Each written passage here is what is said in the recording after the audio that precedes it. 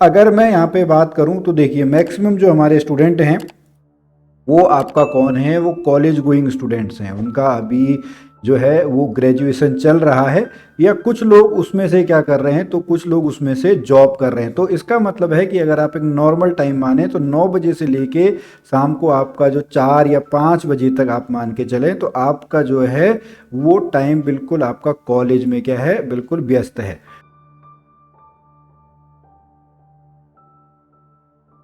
तो स्टूडेंट देखिए, हम अगर शेड्यूल की बात करें ना, तो आपका जो शेड्यूल है वो आपका क्या होना चाहिए, वो शेड्यूल आपका एक फिक्स्ड शेड्यूल होना चाहिए। ठीक है, जैसे आपका जो ब्रेकफास्ट का है, लंच का है, डिनर का है, ये सारे जो टाइम है ये आपके क्या हैं, फिक्स हैं कि आपको अगर ब्रेकफास्ट करना है तो आप ब्रेकफास्ट करेंगे ही। ठीक है, तो आपको इस तरीके से अगर आपने ठान लिया है कि आपको पढ़ना है तो आपको पढ़ना है, जो आपका शेड्यूल है वो बिल्कुल प्रॉपर शेड्यूल होना चाहिए। अब इससे फर्क नहीं पड़ता है कि आप सुबह पढ़ें कि शाम को पढ़ें, ये आपके ऊपर डिपेंड करता है, लेकिन आपको फिक्स करना ही है कि आप सुबह उठने वाले हैं कि रात को उठ के पढ़ने वाले हैं। मैं तो अगर मानूं कि अगर आप लगभग इस समय अगर आप कॉलेज जा रहे हैं तो आपको 4 घंटे से लेके 6 घंटे तक का जो समय है, ठीक है, उतना तो आपको अपने आप को देना होगा जिस टाइम पे कोई भी आपको डिस्टर्ब ना कर सके। मतलब जो 4 से 6 घंटे हैं वो आपको ऐसे निकालने हैं जहां पर आपका कोई भी डिस्टरबेंसेस ना हो। वो आप चाहे मॉर्निंग में निकालें, जल्दी उठ के आप 4 बजे उठ जाएं, या फिर अगर आप मॉर्निंग में नहीं उठ सकते हैं तो आप रात में 12, 1, 2 बजे तक आप पढ़ते रहें। ये आपके ऊपर है, इससे फर्क नहीं पड़ता है कि आप किस समय पढ़ रहे हैं, लेकिन आपको पढ़ना जरूर है। आपको 4 से 6 घंटे के बीच में अपना टाइम देना ही है, क्योंकि और ये वो टाइम है जिसमें आपको कोई भी डिस्टरबेंसेस नहीं होने चाहिए। ठीक है, आप अपने लिए पढ़ रहे हैं, एकांत में पढ़ रहे हैं, ताकि आपको सेल्फ रियलाइजेशन भी हो सके। अब जो आपके यहाँ पे सब्जेक्ट हैं, ठीक है, 3 यहाँ पे आपके सब्जेक्ट आने हैं। पहला आना है मैथ्स 40 नंबर का, फिर एक सब्जेक्ट है आपका फिजिक्स 40 नंबर का, और एक आपका है इंग्लिश जो है आपका कितने नंबर का, 20 नंबर का।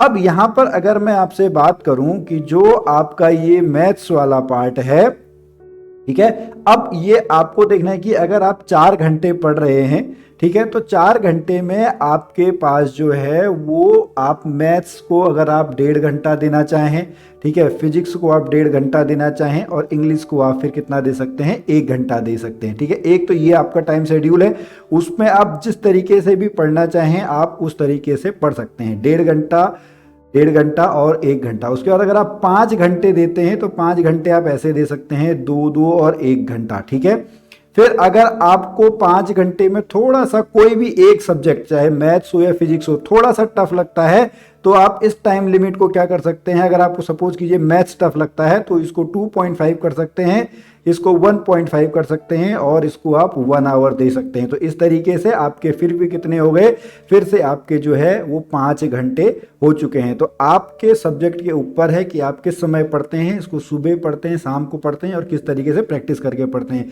अब आपको अगर 6 घंटे देने हैं तो 6 घंटे आप कैसे देंगे, आप ऐसे दे सकते हैं 2 2 और 1। इस तरीके से आप जो पूरा आपका टाइम है उस तरीके से आप दे सकते हैं। सॉरी, 2 2 नहीं, ये आएगा आपका 2.5 2.5 और 1 घंटा। अगर आप ऐसे नहीं दे सकते हैं तो आप ऐसे दे दीजिएगा कि आपको जो देने हैं वो 3 घंटे एक टफ सब्जेक्ट को दें, फिर थोड़ा सा आप जो आपको हल्का सब्जेक्ट लगता है उसको दें, उसके बाद फिर आप क्या है, इंग्लिश को आप 1 घंटा दें। तो आपको ये निकालना है। तो मेरी तो आपको एडवाइस है कि अगर आप सुबह शाम में बांट लें तो जो फिजिक्स वाला जो पार्ट है इसको आप मॉर्निंग में रखें।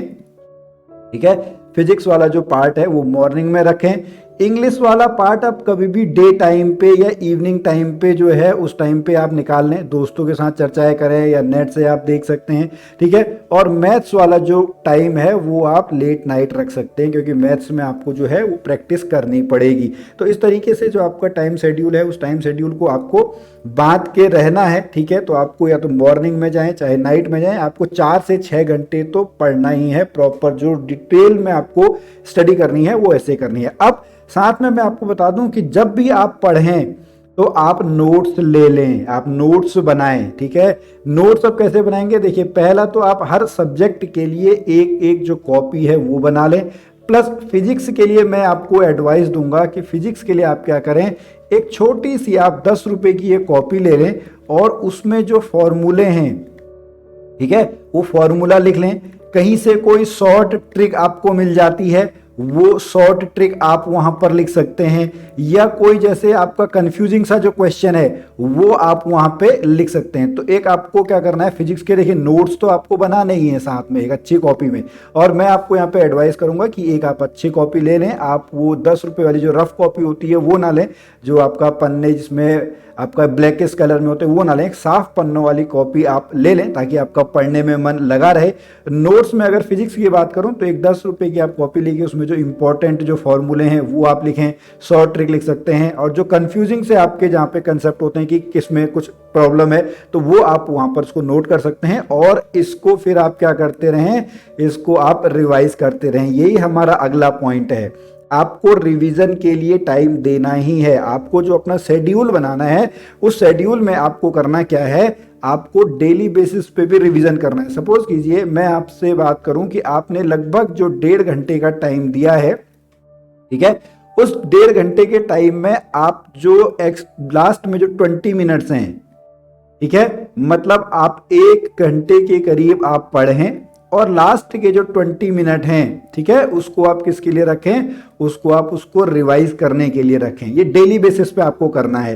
प्लस आपको ऐसा शेड्यूल बनाना है, वीक में आपको जो है वो 2 दिन जो पूरा आपने मंथ जो आपको पूरा वीक में आपने पढ़ा है उसके लिए आप रिवाइज करने के लिए रखें, और मंथ में भी आप 2 दिन ऐसे रखें कि आप उसको क्या कर सकें, पूरे उसको रिवाइज कर सकें। एक आपका जो मनोवैज्ञानिक तथ्य है कि अगर हम किसी भी टॉपिक को 3 या उससे अधिक बार पढ़ लेते हैं यानी रिवाइज कर लेते हैं तो हमको वो जो उसको रिटेन करने की ताकत है, वो रिटेन करने की ताकत हमको वहां पर आ जाती है। तो आपको अपना डेली बेसिस पे, वीकली बेसिस पे और मंथली बेसिस पे रिवीजन का प्लान आपको बनाना ही है। रिवीजन के लिए आपने क्या बनाए हुए हैं, रिवीजन के लिए आपने नोट्स बनाए हुए हैं, या जो आपकी कॉपी जो आपकी बुक है उस बुक को आपने क्या किया हुआ है, बुक में आपने हाईलाइट किया हुआ है। तो आपको रिवीजन तो करना ही है, आप भले ही कम पढ़ें लेकिन उसको रिवाइज करें। रिवीजन से क्या होगा, वो चीज आपको बिल्कुल कंठस्थ याद हो जाएगी। नहीं तो एग्जाम में बहुत बार होता है अगर आप रिवीजन ना करें, और स्टूडेंट भी बहुत बार ये गलती करते हैं कि रिवीजन नहीं करते हैं।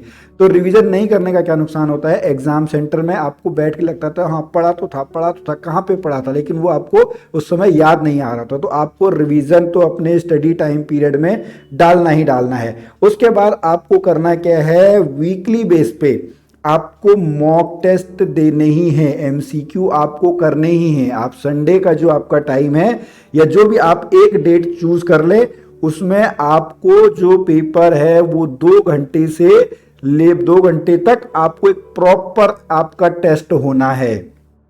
वो टेस्ट आप चैप्टर वाइज भी ले सकते हैं लेकिन उसमें टाइम लिमिट होनी चाहिए, ठीक है। जिस पेपर पैटर्न पे आपका जो है बनना है, एग्जाम पेपर बनना है, उसी पैटर्न को आपको वहां पे फॉलो करना है कि इतने घंटे में आपको इतने क्वेश्चन करने हैं। जैसे सपोज कीजिए आपको 2 घंटे में अगर 100 क्वेश्चन करने हैं, तो अगर आप 2 घंटे का नहीं करते हैं तो 1 घंटे में आपको 50 क्वेश्चन सॉल्व करने हैं। यानी आपके पास आधे घंटे में आपको जो 25 क्वेश्चन हैं वो 25 क्वेश्चन आपको सॉल्व करने हैं।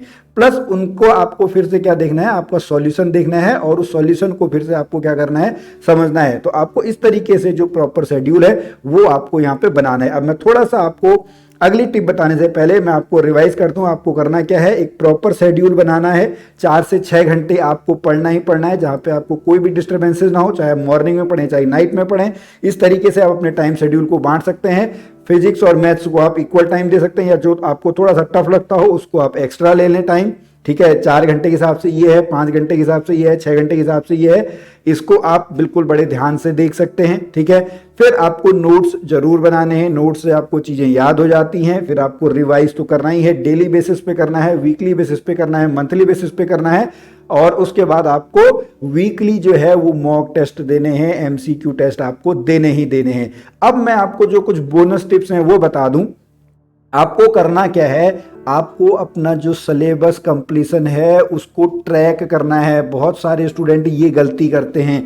आप एक पहले प्रिंट आउट निकाल लीजिएगा, उस प्रिंट आउट आपका सिलेबस का प्रिंट आउट होना चाहिए और उसको आप जो वीकली बेस पे, पहले तो आपको डेली बेसिस पे करना चाहिए। आप जैसे संडे आज है तो आज आप अगले हफ्ते का प्लान बना लीजिए कि आपको अगले हफ्ते ये टॉपिक आपको कंप्लीट कर लेने हैं। फिर नेक्स्ट संडे को उनको क्या करिए, वो नेक्स्ट संडे को उनको आप ट्रैक कीजिए, ठीक है। और ट्रैक करने से आपको पता लग जाएगा कि जो नेक्स्ट वीक में आपने कितनी मेहनत करनी है, क्योंकि पीछे का जो कवर अप है वो भी तो कवर अप आपको करना ही है, ठीक है। तो आपने सिलेबस कंप्लीशन को आपको ट्रैक जरूर करना है। उसके बाद मैं आपसे एक बात कहना चाहूँगा, बहुत सारे जो स्टूडेंट्स होते हैं वो अपना शेड्यूल है उसको फॉलो करने में आपका फेल हो जाते हैं। तो आपको घबराना बिल्कुल नहीं है। उसको जब आपको लगे कि आप फेल हो चुके हैं तो उसको नेक्स्ट डे या उसी टाइम से आप स्टार्ट कर दें, ठीक है। आपको ये नहीं सोचना है कि मैं नेक्स्ट मंडे से शुरू करूंगा या आपका कोई एक पर्टिकुलर डेट आप निकाल देंगे, वो हम खाली अपने आप को बहाने दे रहे होते हैं। सपोज कीजिए आज संडे है और नेक्स्ट मंडे ट्यूसडे हम नारा चला, वेडनेसडे को हम फेल हो गए, तो आपको या तो वेडनेसडे जब आपको लगा उसी दिन आप फॉलो कर लें, नहीं तो आप थर्सडे से उसको दोबारा से स्टार्ट कर दें, ठीक है। और संडे को उसके बाद फिर से उसको क्या करेंगे, संडे को आप ट्रैक करेंगे और उसको फिर नेक्स्ट वीक का जो आपका प्लान है उस प्लान में आप उसको रख देंगे। ये नहीं कि आपका वेडनेसडे को छूटा तो उसके चक्कर में आप थर्सडे, फ्राइडे, सैटरडे, संडे ये 4 दिन भी गोल कर जाएं कि चलिए अब मैं नेक्स्ट वीक से शुरू करूंगा। ये बहुत बड़ी आप गलती करते हैं क्योंकि आप खुद अपने कंफर्ट जोन में आना चाहते हैं। अगर आप ये गलती करते हैं तो नीचे कमेंट बॉक्स में लिखिएगा, आपको ऐसा नहीं करना है और कहिएगा गुरुजी आज से हम ऐसा नहीं करेंगे। जिस समय मुझे पता लगेगा कि मेरा शेड्यूल फेल हो चुका है, बहुत काम आते हैं, घर के काम आते हैं, कभी शादी में जाना होता है, कभी किसी फंक्शन में जाना होता है, कभी घर में कोई इमरजेंसी आती है, मैं बिल्कुल समझता हूं। तो उस डेट को, जो डे है उस डे को ऑफ मार लीजिए, उसके नेक्स्ट डे से उसको फिर से स्टार्ट कर लीजिए। इंतजार मत कीजिए किसी शुभ घड़ी का। और लास्ट में जो आपका पॉइंट है वो है self punishment is the key of success. लोग सेल्फ डिसिप्लिन की बात करते हैं, मैं बात करता हूं सेल्फ पनिशमेंट की। अगर आपसे फेल हो गया है आपका जो टाइम शेड्यूल है तो अपने आप को आप पनिशमेंट दीजिए। आप क्या कर सकते हैं, जो आपके स्लीपिंग आवर हैं उनको आप कम कर दो, या जो आपके मोबाइल वाले आवर हैं, जो आप मोबाइल यूज कर रहे हैं या जो आप इंटरटेन अपने आप को कर रहे हैं, उसका आप टाइम पीरियड क्या है, उस टाइम पीरियड को आप कम कर दो, ठीक है। या फिर जिसमें भी आप घूमने फिरने कहीं पे भी जाते हो उस टाइम पीरियड को आप कम कर दो, ठीक है। तो इस तरीके से आप अपने आप को सेल्फ पनिश करें और उस टाइम को आप किस में लगाएं, वो शेड्यूल को कंप्लीट करने में। दोबारा मैं आपको समझा देता हूं अगर आपको ये समझ में नहीं आया है कि इट में भी आज या कल आपसे कुछ गड़बड़ हो गई, आप उस टाइम पीरियड को, शेड्यूल को फॉलो नहीं कर सके, तो आपको अपने आप को पनिश करना है, अपने आप को सजा देनी है। किस तरीके से कि जो आपने टाइम पीरियड घूमने फिरने के लिए, मौज मस्ती के लिए, मोबाइल में जितने भी सोशल मीडिया प्लेटफॉर्म है उनको देखने के लिए, कोई इंटरटेनमेंट करने के लिए, या जो स्लीपिंग आवर्स हैं उन सब को आपको कट करना पड़ेगा। आप 6 घंटे सोते हैं तो अपने आप को पनिश दीजिए कि कल मैं 5 घंटे सोऊंगा, कल मैं 4 घंटे सोऊंगा, फिर उसके अगले दिन फिर से आप नॉर्मल 6 घंटे में आ जाइए। आपको अपने आप को पनिशमेंट देना ही होगा। इससे होगा क्या, शुरू में आपको 1-2 दिन लगेंगे, कुछ टाइम लगेगा, लेकिन जब आपको लगेगा कि यार मैं खुद को ही पनिश कर रहा हूं तो आप अपना टाइम शेड्यूल क्या करेंगे, फॉलो करेंगे, ठीक है स्टूडेंट। तो ये हमारी तरफ से कुछ आपको टिप्स थी। अगर आपको ऐसी और भी टिप्स चाहिए या फिर आप हमसे एक प्रॉपर गाइडेंस चाहते हैं किसी भी, जो आपके उत्तराखंड में मैक्सिमम कोर्सेज हमारी टीम के द्वारा, टीम वेदाश्री लर्निंग के द्वारा चलाए जा रहे हैं, तो आप उसमें देख सकते हैं। आपने अगर अभी तक हमारी ऐप डाउनलोड नहीं करी है तो आप हमारी ऐप को डाउनलोड कर लें, जो कि गूगल प्ले स्टोर पे अवेलेबल है फ्री में। वहाँ पे जाके आप डेमो क्लासेस देख लें। और अगर आपको आज का यह वीडियो या जो हमारी ये टिप्स हैं आपको अच्छी लगती हैं तो आप प्लीज़ इस वीडियो को शेयर कीजिएगा और एक लाइक तो ज़रूर दीजिएगा, ताकि हमको पता लगे कि आपको हमारी ये वीडियो पसंद आई है। अगर आप कुछ फीडबैक देना चाहें तो आप वो फीडबैक भी दे सकते हैं, इसी आशा में कि आप उत्तराखंड में रहकर सरकारी नौकरी की तैयारी बड़े जोश और बड़े मनोयोग से कर रहे होंगे। मैं मिलता हूं फिर आपसे अगली वीडियो में, तब तक के लिए जय भारत, जय उत्तराखंड।